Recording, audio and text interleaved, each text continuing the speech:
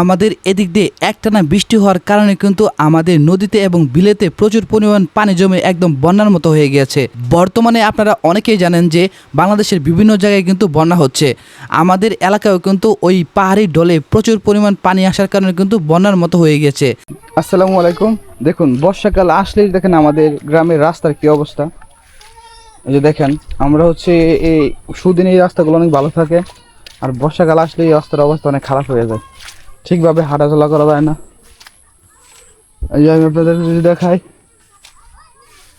এই যে দেখেন নদীর পানি কতটুকু বাড়ছে, ঠিক আছে।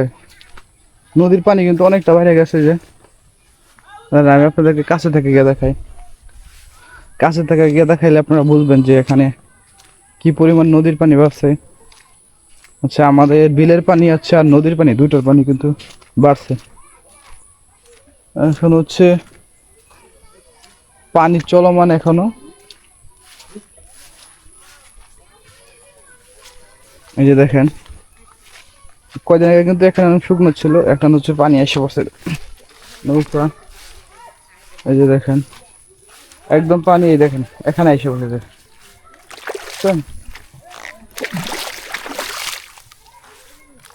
দেখেন পানি দুই সাইড একদম, মনে করেন মানে আর একটু পানি উঠলে আর কি তলায় দেবো আর কি। এটা বর্ষাকালে জায়গার সৌন্দর্য মনে হচ্ছে, নদীর জন্য সৌন্দর্য বাইরে যায়, কিন্তু আমাদের চলাচলের জন্য অসুবিধা হয় আর কি। আপনাদেরকে আমি দেখাইলাম, এখন আপনাদের দেখাবো যে আমাদের নদীতে কি পরিমাণ স্রোত আছে।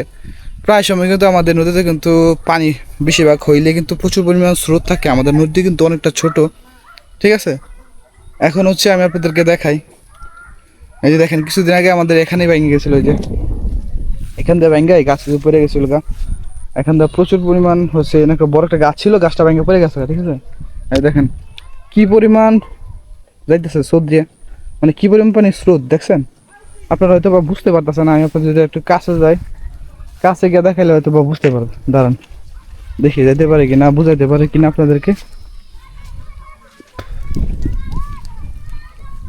এই দেখেন এখান দিয়ে দেখা যায়, মোটামুটি দেখা যায়, আর কিন্তু ক্যামেরার মধ্যে কিন্তু বিষয় একটা বোঝা যায় না, কিন্তু প্রচুর পরিমাণ গতিতে পানি যেতেছে, ঠিক আছে। দেখেন এই দেখেন এখান দিয়ে দেখেন, এই যে পুরা একদম এদিক দিয়ে ডুবে গেছে। এই যে বুঝছেন, এই যে দেখেন এদিক দিয়ে কি হয়েছে, যে দেখেন কি অবস্থা। কেমন হইলো কে, ও মানে পানি ঢুকিয়ে দেখুন কি একটা অবস্থা হয়েছে, মানে ময়লা আবর্জনা উল্টা ফেলা ফেলাইছে, ঠিক আছে। নদীর পানি প্রচুর পরিমাণ বাড়ার কারণে কিন্তু দেখেন অবস্থা। আমাদের একটাই অবস্থা যে এখানে নদীর পানি মনে করেন বাড়লে আমাদের যে এখানে ফসলি জমি আছে ওইখানে ঢুকে পড়ে, ঠিক আছে। নদীতে পানি বাড়লে বিলের মধ্যে ঢুকে পড়ে। বিলেরটা আমি আপনাদেরকে একটা ভিডিওর মাধ্যমে দেখাইছি, অবশ্যই ভিডিওটা দেখবেন। বিলের পানি কিন্তু নদীর পানি থেকে কিন্তু বিলের পানি প্রচুর পরিমাণ বাড়তেছে। হ্যাঁ, এই যে দেখেন এখন তো বসে দিয়ে দেখাই, আমাদের এদিক দিয়ে কিন্তু বৃষ্টি এখনো থামে না। বৃষ্টি না থামার কারণে কি একই অবস্থা। এই যে দেখেন কি পরিমাণ পানি গেছে, আপনাদেরকে দেখাইছিলাম।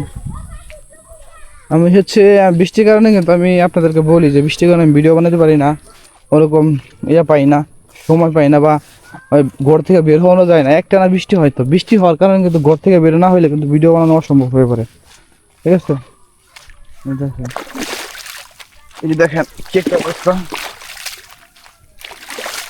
এটা কিন্তু নদীর পানি বাড়ার কারণ।